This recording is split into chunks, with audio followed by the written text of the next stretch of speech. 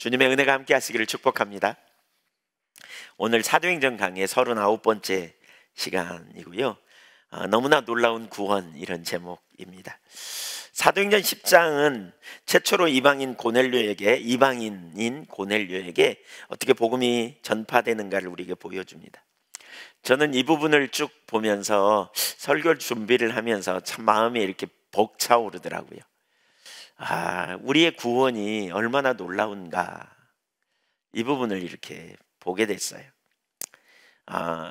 하나님께서 전적으로 주도하시고 역사하심으로 말미암아 한 사람이 구원받는 일들, 이런 사도행전의 그 개인 전도를 통한 구원의 역사는 왜 빌립을 통한 에디오피아 네시가 전도되었고요, 그 다음에 사도 바울이 전도되는 일, 그 다음에 여기 고넬료가 전도되는 과정이 있거든요.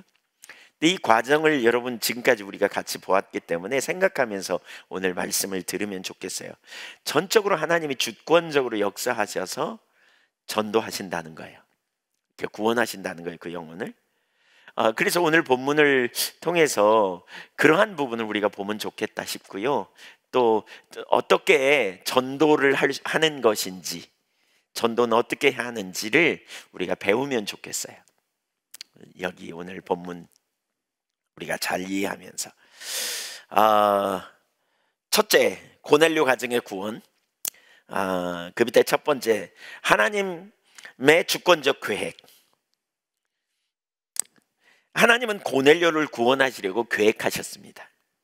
우리가 쫙 그 10장을 보면서 이미 보이시잖아요. 고넬료를 구원하시려고 계획하셨어요. 경건하여 하나님을 경외하고 구제하며 정기적으로 기도하는 고넬료에게 하나님이 천사를 보내가지고 베드로를 초청하라고 말씀하시죠. 그렇게 해놓고 다른 한편으로는 베드로에게 편견에 사로잡혀 있는 그의 편견을 깨트리기 위해서 환상을 보여주시고, 그리고 이제 성령의 음성을 통해서 그로 하여금 고넬료를 따라가도록, 민족주의에 사로잡혀 있는 그러한 그의 편견을 깨뜨리고 따라가도록 이렇게 하게 하시지요. 그리고 베드로가 이제 고넬료 가정에 가거든요. 가가지고 복음을 전하는 가운데, 이제 오늘 본문에 나오는 얘기인데, 복음을 전하는 가운데 그리고 고넬료와 그의 가족, 친척, 가까운 친구들까지 모아놓고 이제 복음을 듣는 중에 하나님께서 성령을 강력하게 부어주세요. 마치 기다렸다는 듯이. 그래서 그들을 구원해내세요. 생각해 보세요. 고넬료의 구원을 하나님이 다 의도하시고 다 기획하시고 베드로를 설득하시고 보내요. 그래가지고 베드로를 통해서 전도하게 하시고, 그리고 말씀을 듣는 가운데 즉각적으로 그 베드로의 삶에 놀라운 변화의 역사가 일어나는 거죠. 놀라운 역사가 일어나요. 그리고 성령을 받은 거죠. 고넬료 가정의 구원은 전적인 하나님의 주권적인 역사였음을 볼 수 있어요. 이미 베드로의 입을 통해서 신약시대의 구원이 무엇인지를 우리에게 보여주는 구절이 있거든요. 사도행전 2장 38절 39절을 보겠습니다. 베드로가 이르되 너희가 회개하여 각각 예수 그리스도의 이름으로 세례를 받고 죄사함을 받으라. 그리하면 성령의 선물을 받으리니 이 약속은 너희와 너희 자녀와 모든 먼데 사람 곧 주 우리 하나님이 얼마든지 부르시는 자들에게 하신 것이라. 각 사람이 회개하고 예수를 믿음으로 세례받고 죄사함을 받으라. 그러면 어떻게? 하나님께서 성령을 선물로 주실 것이다. 이것은 유대인뿐만 아니라 하나님이 부르시는 모든 자들, 이방인들에게도 다 이런 일이 일어날 거다. 이렇게 베드로가 말했어요. 베드로를 통해서 하나님이 주신 거죠. 이방인들까지 다 구원하시려는 하나님의 계획. 뭐가 필요해요? 사람들이 복음을 듣고 회개하고 예수를 믿고 세례받고 제사함을 받는 게 필요해요. 그러면 하나님이 성령을 보내셔가지고 그로 하여금 그 구원을 얻게 하고, 또 요엘 선지자를 통해 주신 하나님의 약속의 성취를 통해서 이제 그가 고아처럼 살지 않고 하나님과 동행하며 능력 있는 삶을 살도록 해주신다는 거죠. 이게 구원이에요. 이처럼 구원은 전적으로 하나님의 역사입니다. 하나님이 주도하시는 거죠. 사도행전에 나오는 모든 구원의 역사를 보면 철저히 하나님이 주도하셨다는 거예요. 저와 여러분이 구원을 얻었다면 우리가 잘해서 한 게 아니라는 거예요. 누군가가 여러분을 전도하기 위해서 애쓰고 힘써서 된 게 아니에요. 사실은 하나님이 주도하셨기 때문에, 주도하셔서 은혜를 베풀어 주시고 우리가 죄인임을 깨닫게 하시고 예수님만이 우리의 유일한 길임을 깨닫게 하시고, 그래서 우리가 구원받은 거예요. 믿으십니까? 네, 하나님이 주도하셔서 그래서 우리에게 성령을 보내신 거죠. 두 번째, 하나님의 계획에 동참하는 베드로. 이 하나님이 주도하시지만 그러나 사람이 할 일이 있어요. 사람이 항상 우리가 이 두 가지를 염두에 두라 그랬죠. 하나님이 계획하시고 사람이 그 계획에 동참하도록 하나님 부르신다 그랬죠. 하나님이 천사를 보내가지고, 우리가 지난주에도 나눴지만 천사를 보내가지고 고넬료를 아주 그냥 자세히 베드로가 어디 있는지 설명해 주잖아요. 그러면 천사가 직접 복음을 설명해 주면 훨씬 깔끔하고 훨씬 더 쉬울 텐데 왜 굳이 고넬료를 설득시키는 과정을 통해서 베드로를 설득시키는 과정을 통해서 베드로를 거기 보낼까요? 수고를 할까요? 사람을 통해서 하나님이 일하시기 때문이에요. 사람을 통해서. 이게 일찍이 주님께서 제자를 부르신 목적이기도 해요. 그래서 승천하시기 전에 제자들에게 이렇게 말하죠. 우선 베드로를 부르시면서 뭐예요? 너는 사람을 낚는 어부가 되게 하리라, 이렇게 말했고요. 또 누가복음 24장 46절에 보면 또 이르시되 이같이 그리스도가 고난을 받고 제3일에 죽은 자 가운데 살아날 것과 또 그의 이름으로 죄사함을 받게 하는 회개가 예루살렘에서 시작하여 모든 족속에 전파될 것이 기록되었으니 너희는 이 모든 일의 증인이라. 누가 증인이라? 너희가, 제자들이 증인이라. 증인. 너희는 그 일의 증인이다, 이렇게 말합니다. 사도행전 1장 8절에도 오직 성령이 너희에게 임하시면 너희가 권능을 받고 예루살렘과 온 유대와 사마리아와 땅끝까지 이르러 내 증인이 되리라 하시니라 그러죠. 그러니까 하나님은 증인을 만들어서 그 증인을 통해서 복음이 전파되도록 하신다는 거예요. 그래서 베드로가요, 고넬료 가정에 가가지고 상당히 여러 번 자기는 증인이라는 표현을 합니다. 39절 이하를 보면 이렇게 말하죠. 우리는 유대인의 땅과 예루살렘에서 그가 행하신 모든 일의 증인이라. 그를 그들이 나무에 달아 죽였으나 하나님이 사흘 만에 다시 살리사 나타내시되 보이시되 당신 자신을, 예수님이 드러내시되 그 말입니다. 모든 백성에게 드러내신 것이 아니요 오직 미리 택하신 증인 곧 죽은 자 가운데서 부활하신 후 그를 모시고 음식을 먹은 우리에게 하신 것이라.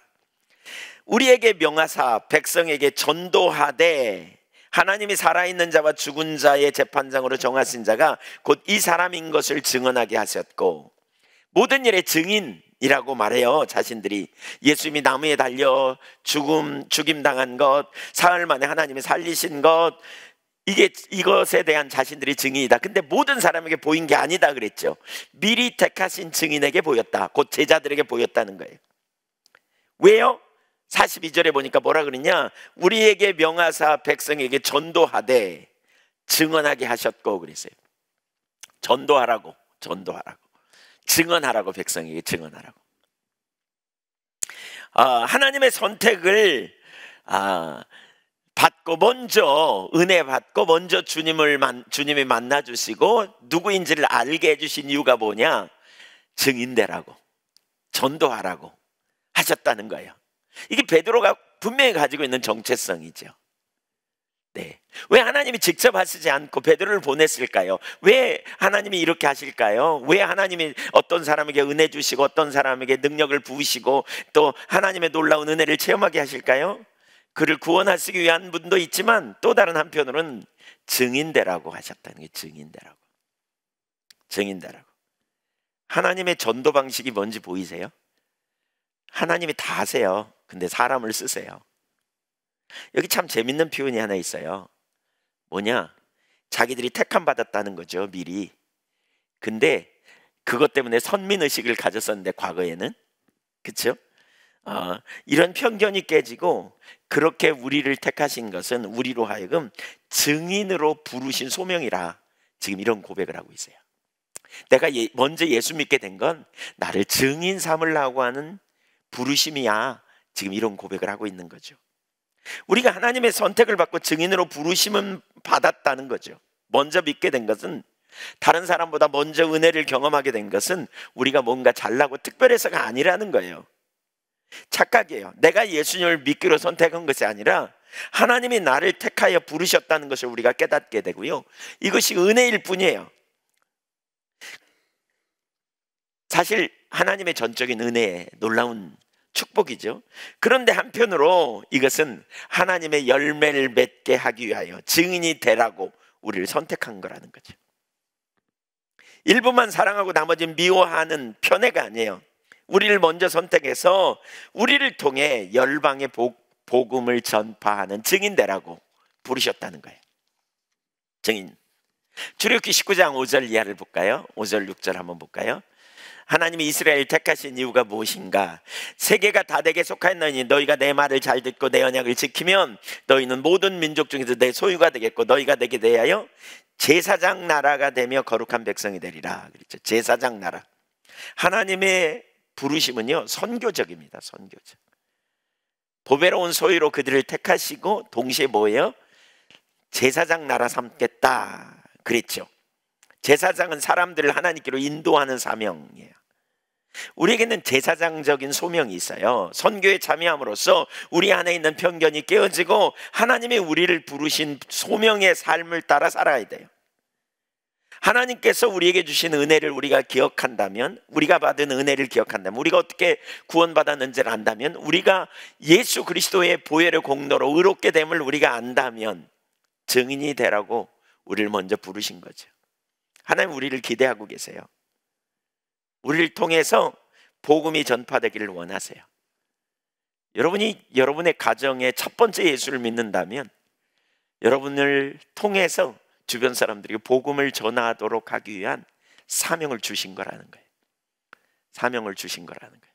그러니까 먼저 우리가 구원받은 것은 다른 이들에게, 구원받지 못한 이들에게 복음을 전하고 또 증인되는 삶을 살도록 하기 위한 부르심이라는 거예요. 12 제자가 특별해서 그들을 특별히 사랑해서 그들이 특별하기 때문에 선택한 게 아니라는 거예요. 이걸 알았어요, 베드로는. 과거에는 자기 정체성, 나는 특별해, 하나님이 나만 사랑해 이렇게 생각하고 우리를 특별히 위하세요 이렇게 생각했다면 지금 뭐예요? 아니라는 거예요. 아니야 그거 아니야. 하나님 우리를 택하시고 우리에게 은혜를 주신 것은 증인되라고 하신 거야. 이렇게 지금 고백하고 있는 거죠. 우리에게는 선교적 사명이 있어요. 우리를 통해서 하나님의 나라가 넓혀지기를 원하는 거죠.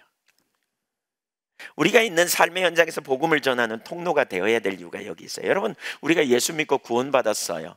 그리고 우리가 이제 신앙의 본질에서 친밀한 교제 가운데 있고요, 하나님이 우리 아빠가 되셔서 우리를 돌봐주시고 우리를 위해 주시는 삶, 여기에 우리는 머물면서 나름대로 자기 안녕, 자기 평안, 자기 만족, 이 삶을 그냥 사는 게 신앙이 아니에요. 여러분, 성장했는데 역할을 못하면 그건 심각하지 않아요? 성인이 되었는데 역할을 못해, 그러면 심각하잖아요. 아빠로서 아빠 노릇, 엄마로서 엄마 노릇, 성인으로서 가정의 한 역할을 감당할 수 있어야 되는데 이거 못하면 심각하잖아요. 영적인 영역에서도 마찬가지라는 거죠. 하나님은 우리를 향한 의도가 뭔지 여러분 기억하셔야 돼요. 하나님이 우리의 삶을 어떻게 인도하시는지 기억하십시오. 그저 가정생활 열심히 살고 그냥 행복하게 잘 먹고 잘 살고 그냥 자녀 양육하고 그냥 또 자녀 결혼하면 우리 손자 손녀들 보고 그러다가 이제 너무 늙어가지고 이제 어디 요양원 가야 되나 뭐 이러고 있다가 기도 제목이 이거죠. 하나님 자는 듯이 데려가십시오. 그러고 가는 게 우리의 비전인가? 사명인가? 우리를 하나님이 이 땅에 두신 목적인가? 깊이 생각해 봐야 돼요. 우리가 있는 삶의 현장에서 진짜 하나님께서 우리에게 그 내가 있는 삶의 현장에서 나를 왜 이 땅에 두셨는가를 우리가 깊이 생각해 봐야 된다는 거죠. 찬송가에 이런 찬양 있죠. 아, 하나님의 은혜로 이 쓸데없는 자 왜 구속하여 줬는지 난 알 수 없도다. 알 수 없으면 안 돼요. 이제 우리 주님의 영광을 우리는 드러내는 사명이 우리에게 있다. 정말 은혜 받았다면 내가 복음의 증인되는 삶을 살아야 한다는 거죠. 영혼 구원은 하나님이 계획하시고 주도하세요. 그러나 하나님은 우리를 통해서 복음이 증거되기를 원하는 거죠. 내 가까운 옆에 불신자들을 두신 것, 또 하나님 나라를 알지 못하는 자들을 두신 것은 우리를 통해서 그들에게 복음을 전하는 사명을 갖도록 하시는 거예요. 우리는 하나님의 일에 동참해야 돼요. 고넬료 같은 사람을 만나서 우리가 전도해야 돼요. 그러니까 하나님이 일하시는 사람들이 있죠. 보세요. 전도의 중요한 한 부분, 이게 능력 전도예요. 하나님의 타이밍 얘기했죠. 고넬료를 에티오피아 내시를 전도할 때도 하나님이 일해 놓으셨고 그 빌립을 거기 보내셨잖아요. 바울도 마찬가지였어요. 하나님이 다 일하시고 보내셨잖아요. 여기 고넬료도 보세요. 지금 하나님이 다 일해 놓으셨어요. 그리고 보내셨어요. 우리 전도 이렇게 해야 돼요. 전도 하나님이 일하시는 일에 우리가 동참해야 돼요. 하나님이 어디서 일하는지 보면 그 일에 우리가 동참해야 돼요. 제가 과거에 죽성교회에 있을 때 이걸 나눴거든요. 하나님이 일하시는 일에 우리가 동참하자. 하나님이 일하시는 것 중에 하나가 뭐냐? 인생의 해이를 느끼는 거예요. 어떤 사람이 자기 인생에 내가 이렇게 잘못 살았나? 어떤 사람 몸이 아프고 그러면 뭐예요? 인생의 공고함을 느끼는, 이게 다 하나님이 일해 가시는 시간이라고 저는 생각해요. 그럴 때 가서 복음 전하자. 그랬더니 그냥 별로 믿음 없는, 교회 나온 지 3개월밖에 안 된 분이 그냥 점쟁이를 가서 전도해요. 또 별로 믿음 없는, 그냥 맨날 머리 아프면 그냥 편두통에 사로잡혀서 점쟁이한테 가서 이렇게 했던 분이 그 마을에 그 불교 핵심이었던 분을 전도했잖아요. 진짜 전도는 하나님이 하시는 거다. 제가 그때 그걸 확실히 봤어요. 우리는 계산이 많아요. 저런 사람이 예수 믿을까? 여러분, 이거 다 내리고요, 하나님이 누구에게 일해 가시는가를 봐야 돼요. 예, 보세요. 하나님이 일해 가셨잖아요. 그리고 베드로에게 그런 마음을 주시고 또 인도하셔서 가서 우리도 좀 베드로처럼 끌어가면 좋겠죠? 그렇죠? 그런 사람 만나게 해줘. 하나님이 일해 가시는 역사. 전에 죽성교회에서 제가 보니까요, 그러더라고요. 어떤 가정에 이렇게, 거기는 이제 안 믿는 사람들이 많잖아요. 근데 명절 때 같은 때 누가 와요. 이렇게 명절 지내다가 이제 주일 지키러 오는 거예요. 그러면 깜짝 놀리고 어디서 오셨냐 그러면 누구 집 며느리나 뭐 누구 집 뭐 딸이나 막 이래요. 그러면 아니, 부모님 전도해야 될 거 아니냐고. 전도해야지요. 어떻게 해야 될지 모르겠어요. 안 나오시네요. 그럼 우리 작전기도 하자고. 그래서 같이 작전기도 해요. 저랑 막 집중적으로 아침 저녁으로 그분 위해서 막 기도하죠. 막 교회적으로. 근데 그러면 꼭 문제가 생기더라고요. 약간.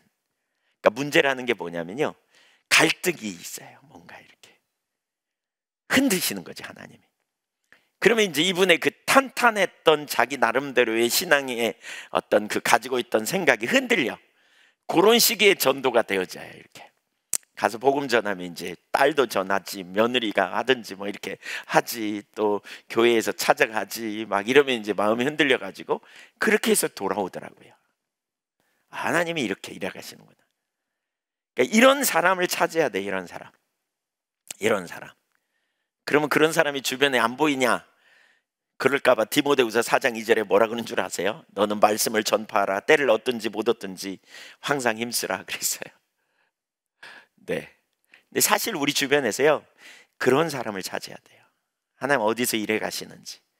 아버지가 일하니 나도 일한다 그랬잖아요. 하나님이 앞서 가시는 일에 우리가 동참하고 따라가는 거예요.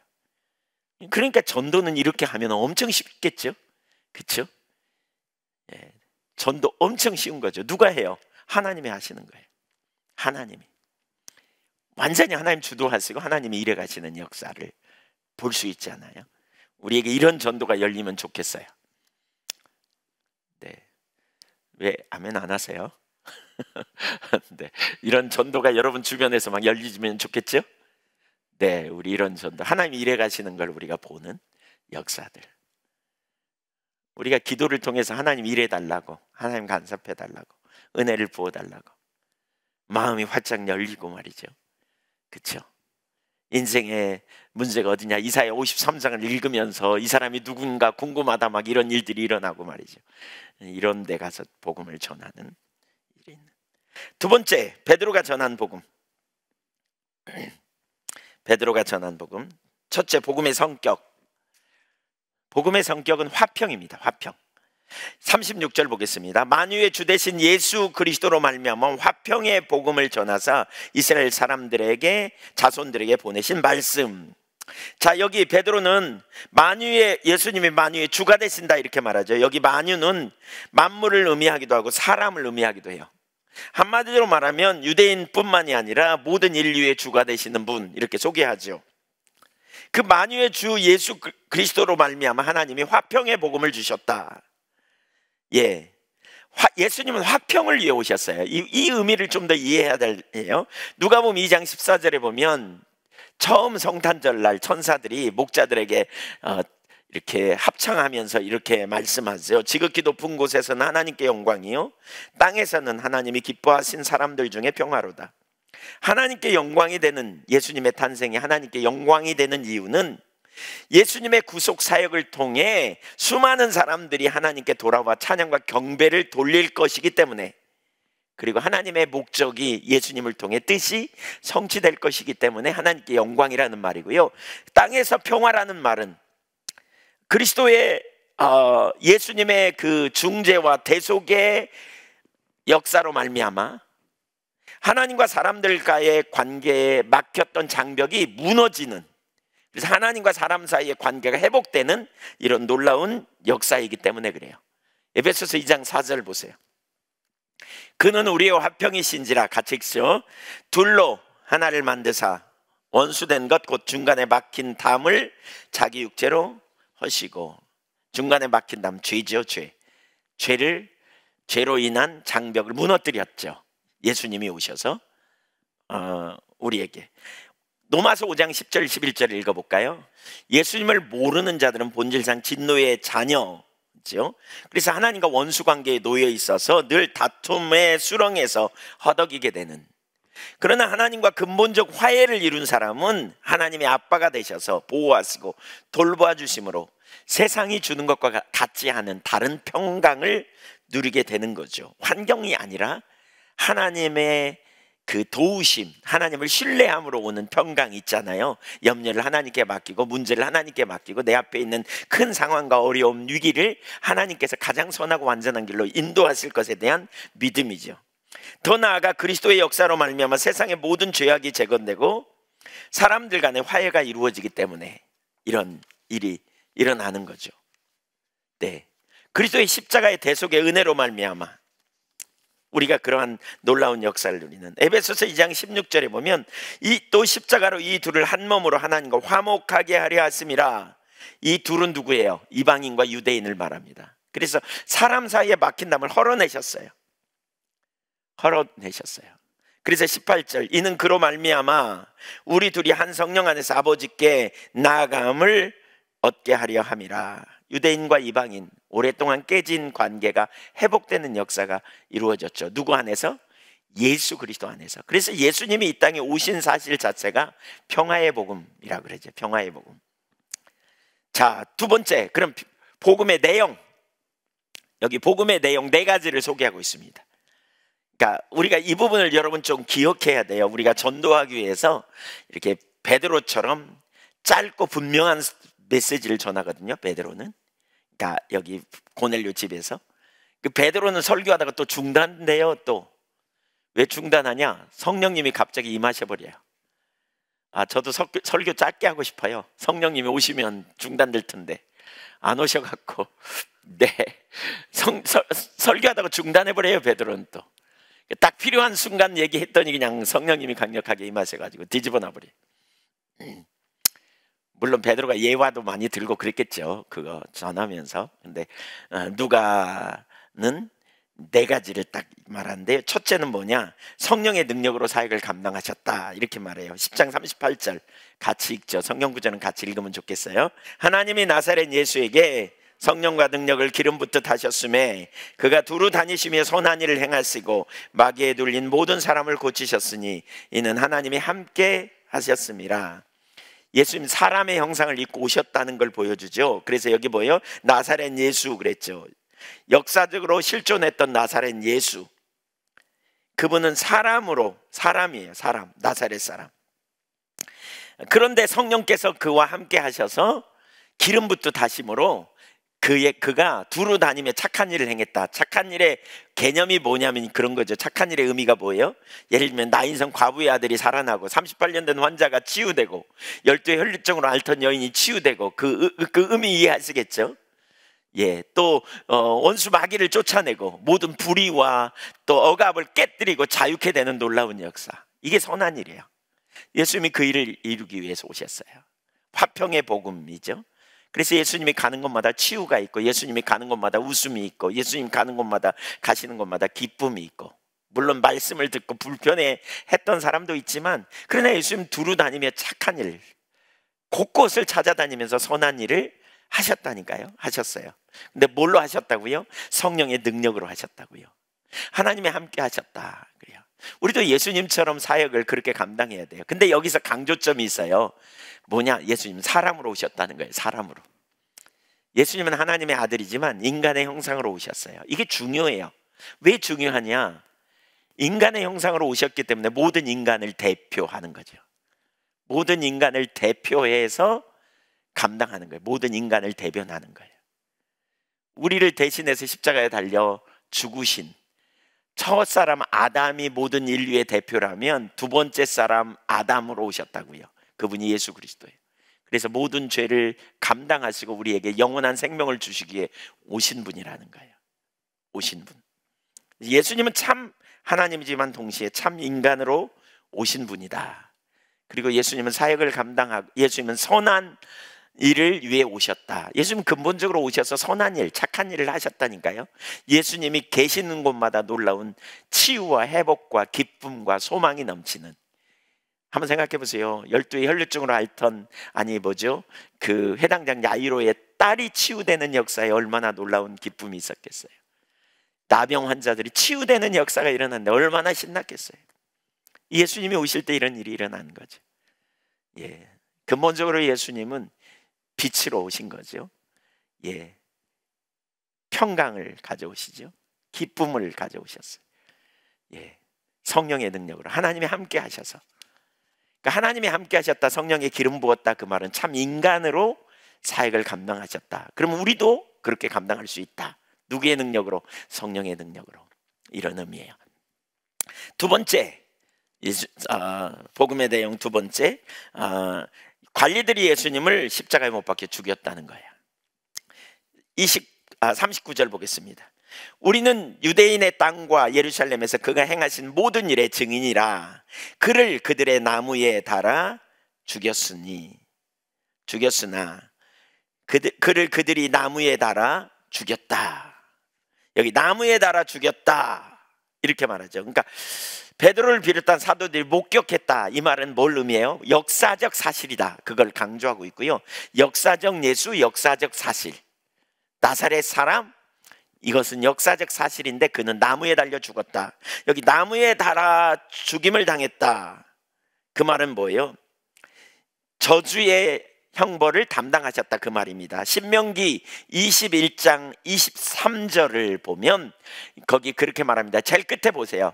나무에 달린 자는 하나님께 저주를 받았습니다. 시체를 나무 위에 두지 말라. 그 당시 십자가형이 있었어요. 근데 이 나무에 달려 죽은 시체를 두지 말라. 밤을 넘기지 말라. 장사하라 속히. 왜? 나무에 달린 자는 저주를 받았다. 바로 이걸 의미하는 거예요. 예수님이 나무에 달려서 저주받아 죽었어요. 그걸 갈라디아서 3장 13절에는 이렇게 말해요. 같이, 그리스도께서 우리를 위하여 저주를 받은 바 되사 율법의 저주에서 우리를 속량하셨으니 기록된 바 나무에 달린 자마다 저주 아래에 있는 자라 하였음이라. 율법을 범한 자들의 위치에 서셔서 예수님께서, 다시 말하면 죄를 지은 자들처럼 되셔서 죄 지은 자가 받아야 될 형벌을 대신 받으셨다는 거예요. 죄를 범한 저와 여러분을 위한 형벌을 예수님이 대신 받으셨다는 거예요. 그래서 모든 저주를 예수님이 짊어지시고 십자가에 달려 죽으셨다, 그 말입니다. 그러나 예수님은 원래 율법을 범한 분이 아닙니다. 고린도후서 5장 21절에 보면 이렇게 말해요. 하나님이 죄를 알지도 못하신 이를 우리를 대신하여 죄로 삼으셨다. 죄로 삼으셨다는 거예요. 예수님을 그냥 예수님께 우리의 모든 죄를 전가시켰어요. 그냥 저의 저주, 여러분이 받아야 될 모든 저주를 몽땅 갖다 예수님이 다 안고 하나님이 예수님께 쏟아 부으셔가지고 예수님이 그 죄로 말미암아 죽으셨다는 거예요. 왜? 그 안에서 하나님의 의가 되게 하려고. 죄가 없었음에도 불구하고 죄인처럼 되셔서 죄인이 받아야 될 저주, 형벌을 담당하신 것이죠. 하나님께서는 십자가 위에 계신 그분을, 하나님의 아들을 하나님의 아들이 아닌 것처럼 여기셨어요. 거기서 예수 그리스도는 사실적으로 우리가 되신 거예요. 거기 달린 예수 그리스도는 실제적으로 내가 되신 거예요. 여러분이 되신 거예요. 그분은 우리의 위치를 취하시고 우리의 형벌을 담당하시고 우리의 죽음을 죽으셨어요.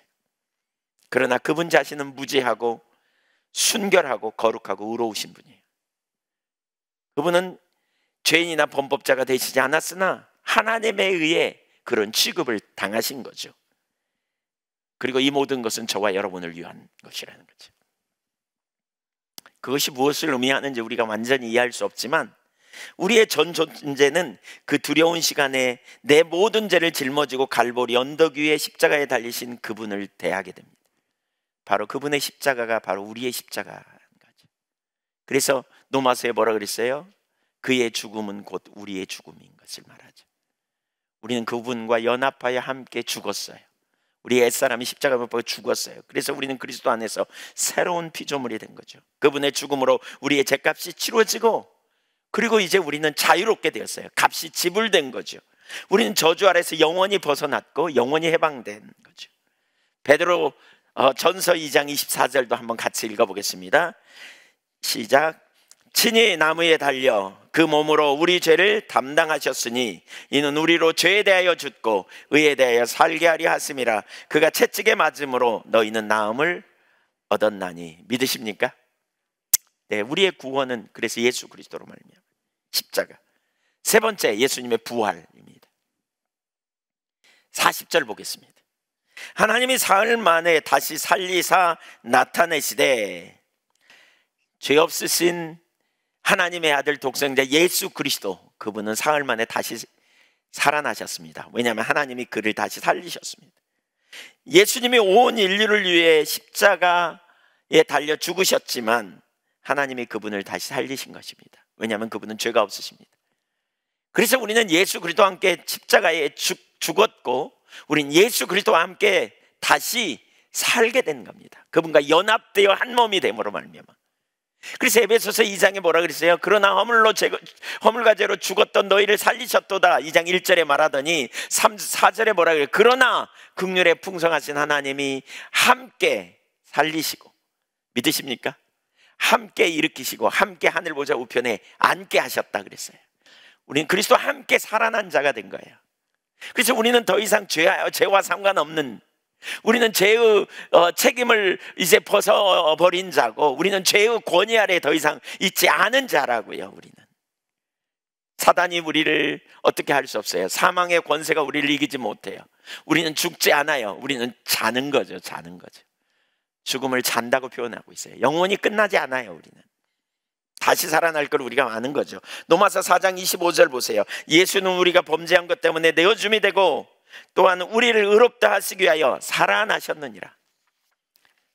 우리의 범죄함 때문에 내줬다면 우리 때문에 또한 다시 살아나셨어요. 죄 없으신 예수님을 하나님이 살리셨고 우리는 예수님과 함께 연합했어요. 그래서 세례는 그런 의미예요. 예수를 내가 믿음으로 예수님과 연합하여 함께 죽고 함께 사는 걸 의미해요. 이게 세례예요. 내가 예수로 살고 예수로 죽고 예수로 사는 거예요. 예수 그리스도와 함께 나는 죽었어요. 난 죄인이에요. 그래서 예수와 함께 죽었어요. 그리고 난 예수와 함께 사는 거예요. 이제 그런즉 이제 그리스도 예수 안에 있는 자에게는 결코 정죄함이 없으리라 그랬어요. 그런 뭐죠? 갈라디아서 2장 20절에 내가 그리스도와 함께 십자가에 못 박혔나니 그런즉 이제는 내가 사는 것이 아니다, 내 안에 그리스도께서 하시는 것이다. 이제 내가 육체 가운데 사는 것은, 이제 내가 구원받은 이후에 육체 가운데 사는 것은 나를 사랑하사 나를 위하여 자기 자신을 버리신 하나님의 아들을 신뢰하는 믿음 안에서 하는 것이다. 그래서 우리는 그리스도와 연합된 자예요. 그래서 나는 그리스도인. 여러분 그리스도인이죠. 우리는 예수 그리스도 안에서 우리가 그 삶을 사는 거죠. 우리의 범죄함과 우리의 의롭다 하심을 바울 사도가 대조하고 있죠. 우리를 위하여 내어줌이 되었고 우리를 위하여 살아나셨다 대조하죠. 우리를 위하여 내어줌이 되었다는 말은 대속적인 죽음을 의미한다면, 우리를 위하여 살아나심은 대속의 결과인 의를 우리에게 보증하고 선포하시기 위함이에요. 고린도후서 4장 14절도 보세요. 같이 읽지요. 주 예수를 다시 살리시니가 예수와 함께 우리도 다시 살리사 너희와 함께 그 앞에 서게 하실 줄을 아노라. 바울 사도의 이 고백인데요, 바울 사도가 고난, 예수 그리스도를 위하여 고난 받기를 즐거워한다는 거죠. 고난, 예수님께서 대속의 고난을 당하셨으나 다시 사신 것처럼 바울 사도 자신도 예수님의 하나님 나라와 영광을 위해 고난을 받으면서 이 믿음을 가졌다는 거예요. 이 믿음 뭐냐? 우리가 고난 받지만 끝나지 않는다. 우리는 예수님이 일어나신 것처럼 우리도 다시 살아나신다. 이 믿음, 사실 여러분 이 믿음이 있어야, 이 부활의 믿음이 있어야 우리가 담대요. 왜 눌려요? 왜 사람 눈치 봐요? 왜 우리가 공의를 행하지 못해요? 왜 우리가 옳다고 말하지 못해요? 옳은 일을 옳다고 못해요? 손해보고 피해 당할까 봐 그러는 거죠. 왜 그래요? 죽으면 끝장일 거라고 생각해요. 엄청나게 어려움을 당할 거라고 생각해요. 근데 바울처럼 우리의 눈이 현실 너머에, 그렇죠? 죽음 너머에 부활의 이 능력, 이 믿음이 우리에게 있어야 돼요. 이 믿음이 있어야 돼요. 죽음으로 끝나지 않아요. 왜 수많은 사람들이 죽음의 그 순교의 자리도 기꺼이 가는 줄 아십니까? 바로 이 믿음 때문에 그래요. 부활의 믿음, 부활의 믿음. 죽어도 살겠고, 이 믿음이 있었어요. 그런 거죠. 저와 여러분도 이 믿음 가지고요, 이 땅에서 사는 것이 다가 아님을 분명히 보는 이 믿음이 있어야 돼요. 이 땅에서 수치를 좀 당하고, 이 땅에서 좀 가난하게 살고, 이 땅에서 주의 영광을 위해 살면서 좀 불편하게 살면 어떤가, 이 믿음이 있어야 돼요. 영원한 나라가 우리 앞에 예비되어 있는, 이게 부활의 믿음이에요. 눈이 열려 영원한 세계를 볼 수 있기를 축복합니다. 이게 사실 부활의 믿음이에요. 부활의 믿음. 얼마나 놀라운 은혜인가. 이 땅에서 끝나지 않는다. 예.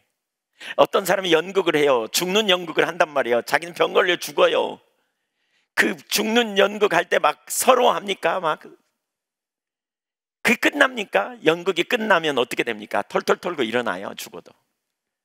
바로 그러한 것처럼 우리가 영원한 나라, 하나님 나라의 그러한 영광을 보는 거죠. 믿음의 사람은 예수와 함께 죽었다? 그래서 나는 구원받았다?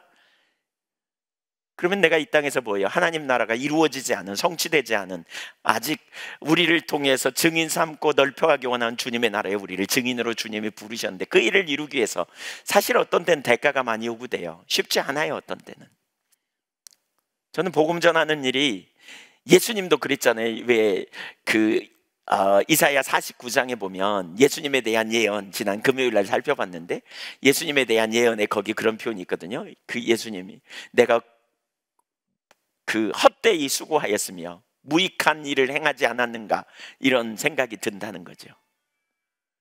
복음 전하고 주님 따라가고 주님의 뜻대로 사는 일은 어떤 데는 쉽지 않아요. 왜냐하면 금방 사람들이 복음 전에도 팍팍 뒤집어지고 변하면 얼마나 쉽겠어요. 저는 그 좌절감, 그 예수님이 경험하셨을 그런 생각들이 너무너무 피부에 와닿더라고요. 그러나 예수님은 낙담하지는 않았어요.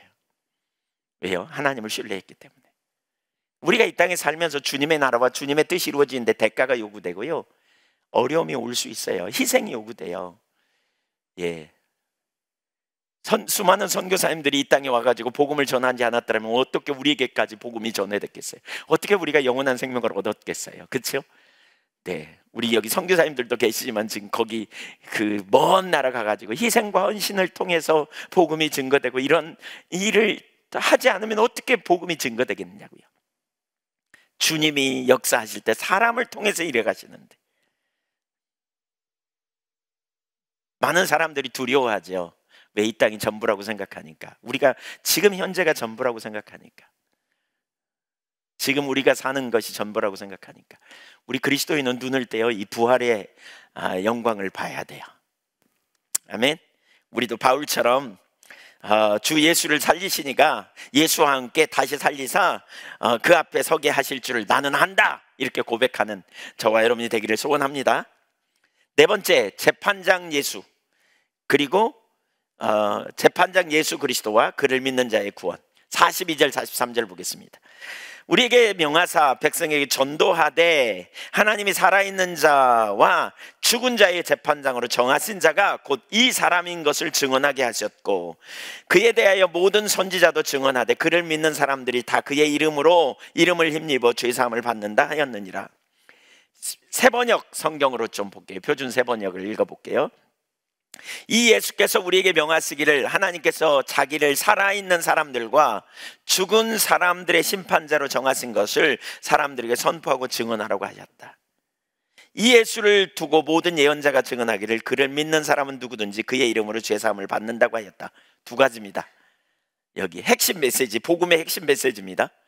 여기 전도하라고 그랬대요. 이걸 전하라 그랬어요. 뭐냐? 예수님이 산자와 죽은 자의 재판장이다, 하나는 이거고요. 또 하나는 뭐예요? 또 그분이 구원자다, 이거예요. 그를 믿으면 구원받는다, 그 말은 그 말이에요. 예수님은 재판장이에요. 하늘과 땅의 재판장, 만왕의 왕, 만주의 주. 그래서 다시 오실 예수님은 재판장으로 오신다는 거예요. 우리는 훗날 그분 앞에 설 거라는 거예요. 판사이신 주님 앞에 서게 될 거라는 거예요. 판사이신. 그때는 살아있는 사람뿐 아니라 죽은 사람까지도 예수님의 심판대 앞에 서게 되는 거죠. 어느 누구도 피해갈 수 없는 그 심판에 의해 죄인은 지옥으로 가게 되는 거죠. 의인은 천국으로 가게 되고 중간은 없어요. 사실 모든 인간이 죄를 지었고요, 그래서 모든 사람이 형벌을 받게 됩니다. 그러잖아요. 한 가지라도 죄를 지으면 다 형벌을 받게 돼요. 그리고 그 형벌은 지옥의 심판이에요. 지옥, 영원한 멸망의 자리로 가는 거죠. 그날에 예수님께 세상 모든 사람을 심판하신다, 이건 모든 인간에게 정말 완전한 절망이라고 할 수 있습니다. 아무도 그분의 심판대 앞에 나는 한 번도 죄를 짓지 않았습니다 라고 말할 수 있는 사람이 없기 때문에 그래요. 그러나 재판장이신 예수님이 또한 동시에 우리의 구세주가 되신다는 거예요. 이걸 나누라는 거예요. 이걸 전하라는 거죠. 어떻게 그렇게 되는가? 모든 인간이 죄를 범했고 결국 영원한 지옥에 갈 수밖에 없는 상태인데, 우리를 사랑하신 하나님께서 독생자를 보내셔서 우리에게 영원한 생명을 주시기 위해 살 길을 내주셨죠. 죄 없으신 하나님의 독생자 예수 그리스도가 나무에 달려서, 아까 저주의 형벌 이미 보셨죠? 나무에 달려서 우리의 모든 죄를 담당하시고 죄값을 치러주신 것이지. 그래서 우리가 구원의 길을 얻게 된 거예요. 이걸 어떻게 설명할 수 있느냐? 한 예를 들어볼게요. 예화. 제가 전에도 이 예화 했던 것 같아요. 미국의 대공황 시절에 1930년대 뉴욕의 한 빈민가에 야간에 그 재판, 즉석 재판이 열렸대요. 근데 할머니 한 사람이 이렇게 왔대요. 그 할머니가 왜 잡혔냐면, 경찰에 잡혀왔냐면 빵가게에서 빵을 훔치다가 잡혔어요. 근데 그 빵가게에서 왜 빵을 훔쳤는가 얘기를 들어보니까 너무 딱해. 자기 딸이 병 걸려가지고요, 그 병 걸린 딸을 이렇게 돌보고 사위는 집 나가버렸어요. 병 걸린 딸을 돌보는데 그 손녀들 두 명, 그러니까 어린 손녀들을 양육하는 거예요, 이 할머니가. 근데 이 할머니가 손녀들을 양육하다 보니까 이제 대공황 시대고 먹고 살기 어려운 시대, 미국의 1930년은 아주 어려운 시대였다 그러거든요. 근데 그런 시기에 먹고 살기 어려우니까 애들이 우니까 뭘 먹을 걸 좀 구하러 나갔다가 빵집이 있으니까 그냥 무심결에 가서 그냥 빵을 하나 훔친 거죠. 그래서 잡혔어요. 그러니까 이제 얼마나 딱해요. 그러니까 판사가 그 가게 주인한테 용서해 줄 수 있냐고, 사정이 딱한데 그랬더니 절대 용서 못 한다고, 저런 사람이 한두 명이 아니라고, 장사 못 해 먹겠다고, 강경하게 해달라고 그러는 거죠. 그러니까 이제 재판장에 있는 사람들은 좀 불쌍한 마음인데, 아이고 판사가 좀 이렇게 관용을 베풀면 좋겠다 그랬더니 판사가 그러는 거죠. 선고합니다. 벌금 10달러. 벌을 죄를 지었으니까 벌을 받아야 됩니다. 벌금 10달러. 그리고 꽝꽝꽝 때리는 거예요. 그러니까 사람들이 아이고 너무하네 막 이런 눈으로 쳐다봐요. 근데 이분이 그러더라는 거죠. 근데 또 여기에 그 벌금을 내야 될 사람이 있는 것 같습니다. 이렇게 어려운 시절에 저렇게 어려운 사람들을 돌보지 않은, 그럼에도 불구하고 나름대로 호의호식하며 잘 살은 제가 죄인인 것 같습니다. 그래서 저에게 10달러의 벌금을 선언합니다. 꽝꽝꽝. 그리고 여러분, 여기 방송석에 앉은 사람들, 저분들을 돌보지 못한 죄가 있습니다. 그래서 여러분 각자에게 50센트의 벌금을 때립니다. 그리고 꽝꽝꽝 때렸다는 거예요. 그리고는 자기가 10달러를 먼저 내면서 이 벌금으로 저분의 벌금을 내겠습니다. 여러분 50달러씩 50센트씩 내십시오. 그랬더니 기쁨으로 사람들이 50센트씩 냈다잖아요. 그래서 57달러 50센트가 보였대요. 그 당시에 10달러면 굉장한 금액이라고 그러거든요. 그 당시 10달러면. 근데 10달러 벌금 내고 47달러 50센트를 그분에게 주었대요. 이게 누구냐면 미국의 뉴욕 시장을 3번이나 지냈던 라과디아 시장이에요. 훗날 그분이 이제 죽고 난 뒤에 뉴욕 시민들이 새로 공항을 건설하면서 뉴욕 존 F 케네디 공항이 있고 라과디아 공항이 있는데 그 공항 이름을, 그 시장의 이름을 붙여서 한 거예요. 예수님이 모든 사람이 죄인이기 때문에 선언하는 거예요. 꽝꽝꽝. 사형에 처한다. 지옥에 간다. 영원히 멸망받는다. 그러나 그럼에도 불구하고 예수님이 동시에 자신이 십자가에 달려 죽으심으로 저와 여러분의 모든 죄의 문제를 해결할 길을 열어놓으셨어요. 우리에게 영원한 생명을 주시기 위해서. 이게 복음이에요. 이게 복음. 누구든지 그래서 이제 예수를 믿으면, 자기가 죄인임을 인정하고 예수님이 내 죄를 위하여 십자가에 죽으셨음을 믿으면 우리의 모든 죄가 사해지고 우리는 하나님의 자녀가 되고 천국에서 영원한 생명을 얻게 되는 길이 열린 거죠. 이게 복음입니다. 예수를 믿는 사람은 누구든지 예수 이름으로 제사함을 받습니다. 십자가에 흘린 피가 추하고 더러운 모든 죄를 다 씻어줍니다. 그리고 예수를 믿는 자에게 하나님의 아빠가 되셔서 친히 돌보아 주십니다. 이것이 믿는 자에게 주시는 놀라운 복음이고, 이 복음이 하나님의 능력이 되는 것입니다. 과거에는 우리 능력, 우리 힘으로 살았다면, 그래서 결핍에 빠지고 소망이 없었다면 예수 그리스도를 믿는 자에게 하나님의 아빠가 되셔서 동행하시고 함께 하심으로 능력 있는 삶을 살게 해주신다는 거예요. 착한 삶을 살게 해주신다는 거예요. 이게 복음입니다. 저와 여러분이 그 은혜로 구원받은 줄 믿습니다. 여러분 중에 혹시 아직 예수님을 영접하지 않았다면 이 예수님을 영접하세요. 예수님. 우리에게 영생의 길이 있어요. 영생의 길, 영원한 생명의 길. 그 예수님을 내가 입으로 시인하고, 내가 주인님을 인정하고 그 예수님을 입으로 시인하고 그 예수님을 내 마음의 주와 그리스도로 영접하고 나갈 때 주님께서 우리에게 아빠가 되시고 우리를 이끌어 가시는 거죠. 우리는 복음을 전해야 될 사명이 있어요. 구원은 전적으로 하나님의 역사예요. 그러나 우리를 통해서 복음이 전파되기를 원해요. 이제 우리는 그 일을 감당해야 돼요. 저와 여러분이.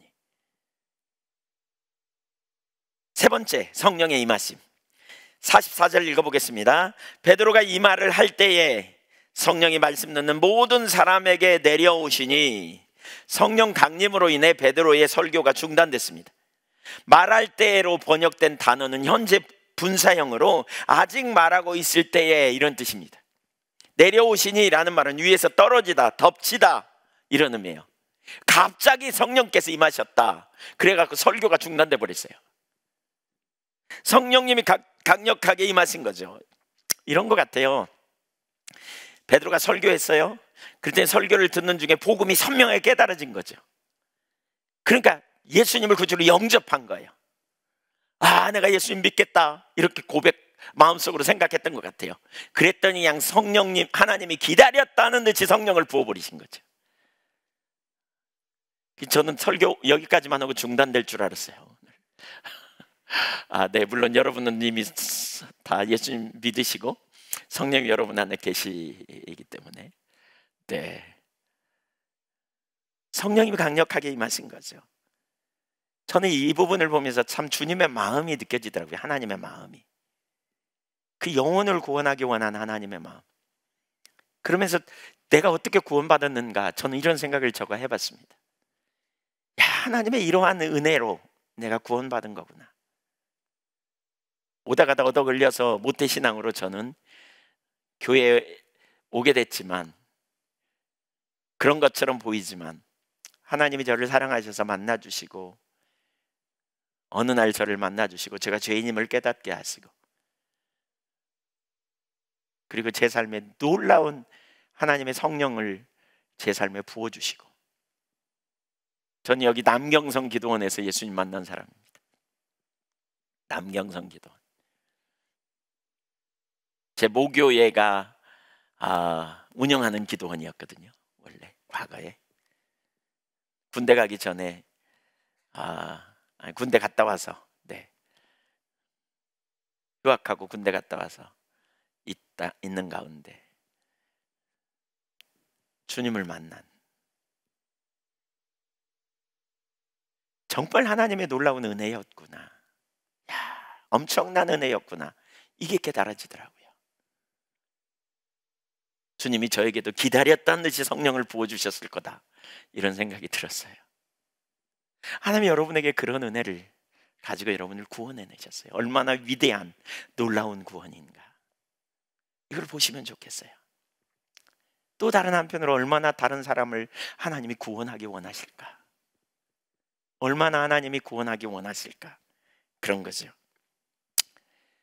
여기 보니까요, 보통 뭐라 그래요? 베드로가 아까 뭐라 그랬어요? 사도행전 2장 38절 39절에 보면 회개하고 예수 그리스도의 이름으로 회개하고 제사함을 받고, 세례를 받고 제사함을 받고 그 다음에 성령을 주신다 그랬잖아요. 근데 여기 보니까 그런 과정이 없이 그냥 와버린 거예요. 세례 받기도 전에. 사도 바울도 마찬가지, 세례 받기도 전에 와버린 거예요. 그러니까 의식이 중요하지 않아요. 의식이 아니에요. 그러니까 의식도 매우 중요하지만 사실 이게 뭐가 우선이냐, 이게 순서가 없는 거죠. 그들이 기독교인의 어떤 집회에 참여했기 때문에 성령이 임하신 게 아니에요. 인간의 어떤 조건과 상관없이 성령님이 주도권을 가지고 역사하시는 거죠. 45절 46절 보세요. 베드로와 함께 온 할례받은 신자들이 이방인들에게 성령 부어주심으로 말미암아 놀라니, 여기 할례받은 신자들은 누구니까? 유대인 기독교인이고요. 놀라니라는 말이 있죠. 이 단어의 뜻은 깜짝 놀랐다, 그 말입니다. 놀라 기절할 제정신을 잃을 만큼 놀랐다, 그런 의미입니다. 유대인들은 성령이 그들에게, 자기들에게 임한 것처럼 임할 거라고 기대조차도 안 하는 거죠.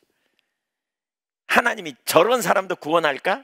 아마 이런 생각을 그들이 가졌던 것 같은데, 하나님이 그 사람을 구원하신 거예요. 그 사람을, 유대인의 관점으로 볼 때는 상상할 수 없는 일을 이루신 거죠. 이게 하나님의 마음이에요. 이게 우리가 선하지 않지만, 우리가 온전하지 못했지만, 불완전하지만 하나님이 저와 여러분을 찾아오셔서 만나주시고 구원해 주신, 여러분의 구원을 소홀히 여기지 마세요. 하나님이 여러분을 구원하신 그 구원의 은혜가 얼마나 크고 놀라운지 보셨으면 좋겠어요. 그래서 그래야 구원의 확신이 안 흔들려. 옛날에 예수 믿었는데 지금은 그냥 긴가민가 해요, 막 이런 분들이 있어요. 하나님 답답하실 거예요. 우리의 구원이 얼마나 놀라운 은혜인가, 얼마나 하나님. 그리고 오순절에 성령이 임하여 방언을 말한 것처럼 이방인의 오순절이 시작된 거죠. 방언을 말하며 하나님 높여, 이방인들에게도 구원이 활짝 열리는 놀라운 역사. 여러분 보십시오. 이 사건을 통해 우리가 봐야 될 게 있어요. 뭐냐? 하나님이 앞서가시잖아요. 하나님이 앞서가셨어요. 영혼 구원요, 하나님의 소원이에요. 전도요, 하나님의 마음이에요. 하나님의 마음. 우리가 전도 많이 해가지고 복받고 뭐 이런 게 아니에요. 하나님의 소원이에요. 한 영혼이 구원받는 거 하나님의 열망이고요. 저와 여러분의 구원이 그와 같은 구원이에요. 값없는 구원이 아니에요. 어쩌다가 오다가 얻어 걸려갖고 그냥 와서 앉아있고 그러다 보니까 예수 믿고 그러다 보니까 그냥 난 구원받은 자네 이렇게 고백하고 있는 게 아니에요. 하나님의 위대하신 계획 가운데 놀라운 역사로 저와 여러분이 구원받은 거예요. 보이세요? 믿으십니까? 얼마나 놀라운 은혜인지. 사람들의 생각과 관점을 뛰어넘어 앞서가고 계시는 하나님의 역사로 우리가 구원받았어요. 그뿐만이 아니라 하나님은 다른 사람을 전도할 때도 다른 사람을 향해 그러한 열정을 가지고 계심을 우리가 기억하고요. 우리는 계속해서 하나님이 어디서 일하고 계신지 하나님의 일에 갔음에 우리가 동참하고 믿음으로 가려고 우리가 그렇게 반응하고 나가야 돼요. 47절 48절 보세요. 베드로가 겸손히 따라가기 시작합니다. 이에 베드로가 이르되 이 사람들이 우리와 같이 성령을 받았으니 누가 능히 물로 세례 베품을 금하리요 하고 명하여 예수 그리스도의 이름으로 세례를 베풀라 하니라. 그들이 베드로에게 며칠 더 머물기를 청하니라. 즉각적으로 고백하죠. 누가 능히 금하리요? 누가 능히 방해하겠는가? 예수 그리스도께서 세례를 베풀므로 말미암아 구원받은 그들을 누가 막을 수 있겠는가? 성령으로 세례를 받은 만왕에 물로 세례 주는 것 너무나 당연하다. 하나님의 선하신 계획을 막을 수 없다 그 말이죠. 디모데전서 2장 4절을 보면 하나님은 모든 사람이 구원을 받으며 진리를 아는 데 이르기를 원하시느니라. 고린도전서 15장 22절 아담 안에서 모든 사람이 죽은 것 같이 그리스도 안에서 모든 사람이 삶을 얻으리라. 주님, 모든 사람이 구원에 이르기를 원해요. 주님은 베드로는 부르심을 받은 종으로서 오직 하나님의 뜻에 순종하고 따를 뿐입니다. 이것이 동역자로 증인된 삶에 합당한 자세입니다. 우리가 어떤 영혼을 구원할 수 없어요. 우리가 구원할 수 없어요. 명백히 보이시죠? 하나님이 하셔야 돼요. 하나님이 역사하셔야 돼요. 그러나 우리는 하나님이 역사하시는 일에 우리는 동역자로 쓰임받는 특권이 있어요.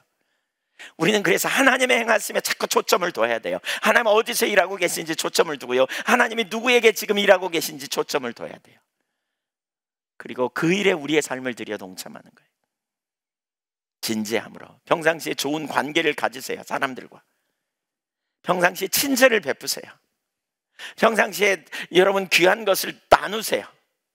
그 영혼을 사랑하시는 주님께서 언제 그 영혼을 뒤집을까, 일하실까 생각하면서 친절을 베풀고 좋은 관계를 맺으세요. 평상시에 그냥 관계도 안 맺다가 갑자기 하나님 일하신다고 가서 예수 믿어봐 이렇게 해야 잘 안 될 수도 있어요. 그러니까 우리가 관계 전도와 능력 전도가 같이 어우러지는 전도를 지금 보여주는 거죠. 평상시에 좋은 관계를 가지고 있고 우리가 이렇게 하는 게 참 중요하다고 생각해요. 설교를 준비하면서 제가 그런 생각이 들었어요. 우리에게 이런 믿음이 필요하구나. 저에게도 이런 믿음이 없었더라고요. 뭐냐? 우리가 할 일은 복음을 전하는 거예요. 그 다음은 하나님이 하시는 거예요. 베드로가 뭐 했어요? 가서 막 하나님이 우리에게 하라는 말 달라고 막 그랬더니 베드로가 어떻게 해요? 복음 전하잖아요. 그랬더니 무슨 일이 벌어져요? 성령이 임하셔가지고 뒤집어 놓잖아요. 우리에게 이런 믿음이 필요해요. 나는 전하고 역사는 주님이 하신다. 내가 전하면 주님이 성령을 보내시리라. 믿게 하는 거는 하나님이 하시리라. 우리에게 이 믿음이 필요하다는 생각이 들었어요. 제가 설교하면서도 그런 믿음을 가지고 설려고요. 예. 성령님이 간섭하시고 역사하셔서 일해 가실 이 믿음, 이런 기대감. 우리는 다만 순종하면 되는 거죠. 복음을 듣고자 하는 자들, 사모하는 자들을 찾아 그들에게 부지런히 전하면 되는 거예요. 그 다음은 주님이 하실 일이에요.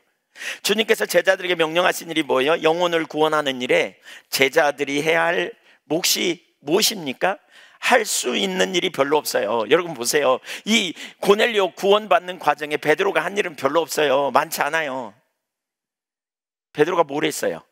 복음 전하는 일 했어요. 그냥 보고 들은 일 말했다고요. 보고 들은 일. 다른 게 아니에요. 증인으로서 그냥 증언했을 뿐이에요. 근데 하나님이 뒤집어서 이러셨잖아요. 베드로가 뭐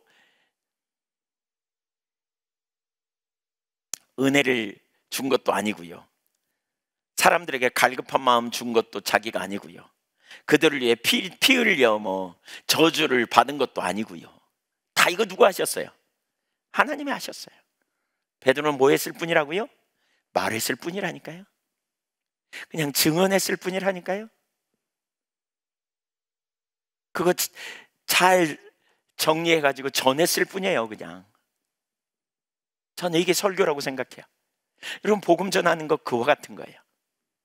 우리가 영혼을 전도한다고 하지 말고요, 주님이 하실 거다. 근데 나는 복음을 전하는 거다. 영혼 구원은 주님이 하세요. 우리는 뭐예요? 전도해야 돼요. 도를 전하는 일을 하는 거예요. 도를 전하는 일을 하는 거예요. 네. 어떤 사람은 그냥 끌어다가 그냥 그 인간을 변화시키고 뒤집어 놓아가지고 주님을 만나고 막 이런 일을 우리가 한다고 하니까 어려운 거죠. 사실은 가만히 보니까 우리는 뭐예요? 부지런히 때를 얻든지 못 얻든지 전하는 거예요. 전하는 거예요. 무엇보다 하나님 행하심을 보고 전하는 거죠. 한번 따라 쓰세요. 구원은 하나님이 하신다. 그런데 나를 쓰신다. 네, 우리를 쓰시는 거예요. 우리가 할 일은 뭐예요? 전하는 거예요. 전하는 거. 받은 은혜를, 깨달은 진리를, 내가 얻은 구원의 진리를 전하는 거예요. 우리는 전하는 거예요. 우리가 할 일은, 좀 더 귀를 기울여야 될 일은 하나님이 어디서 일해 가신지, 하나님이 어떤 사람을 지금 속에서 일하고 계신지를 보는 일이 우리에게 필요하고요, 우리는 순종하는 거예요. 좀 베드로가 수고한 것은 좀 고넬료의 집, 그 요바에서 거기 고넬료의 집까지 1박 2일로 걸어간 것 정도고요. 그리고 거기 가서 위험부담을 감수하고 좀 희생한 거고요. 그리고 그가 복음을 전했더니 주님이 뒷받침하셔서 주님이 싹 잃어버리셨어요. 얼마나 놀라운 사역입니까? 저와 여러분의 구원이 얼마나 소중한가를 보셨으면 좋겠고요, 우리가 그 구원받은 은혜에 감사하고 감격할 뿐만이 아니라 우리를 쓰시기 원하는 하나님의 통로에 우리가 정말 기꺼이 우리의 삶을 드리고 헌신하는 자리로 나갈 수 있기를 원합니다. 다만 우리에게 주님이 하신 일, 주님께 일어난 일을 증언하라고 말하는데, 다만 그뿐인데, 우리가 실상 별로 없는데 우리는 믿음으로 주님의 명령에 순종하여 담대히 나갈 수 있기를 원합니다. 복음을 전하되 믿음으로, 때를 얻든지 못 얻든지 사랑으로 섬기면서 좋은 관계를 맺고 하나님의 때에 우리는 주어진 말씀을 담대히 전함으로 복음의 놀라운 하나님께 쓰임받는 귀한 통로가 되기를 주님의 이름으로 축원합니다. 아멘. 한번 여쭤볼게요. 전도가 쉬워요, 어려워요? 네. 예. 전도 쉬워요, 어려워요? 예? 쉽지요? 아니, 예. 우리가 복음을 전하는 일, 우리는 영혼 구원을 생각하니까 전도가 어렵다고 생각하는데, 우리는 그냥 말하는 거라니까요. 말하는 거예요. 이 구절을 보면서 명백히 보이잖아요. 우리는 그냥 할 말을 하면 돼요. 그 다음은 주님이 하세요. 주님이 하세요. 근데 얼마나 좋아요? 전도상도 받고, 전도상도 받아. 막 전도했다고 이번에도 뭐 상 주대요. 뭐 우리 막 지방에서 상도 막 주고, 막 상품권도 주고, 막 전도했다고. 주님이 하셨는데 우리가 그 일에 쓰임 받자고요. 우리의 패러다임을 바꾸고요. 두 가지가 보이셨나요? 여러분의 구원이 얼마나 소중한 일인지 보이셨어요? 또 하나는 어떻게 전도가 이루어지는지 보셨나요? 그렇다면 됐는데, 주님께서 더 깨닫게 해주시기를 구합니다. 기도하겠습니다.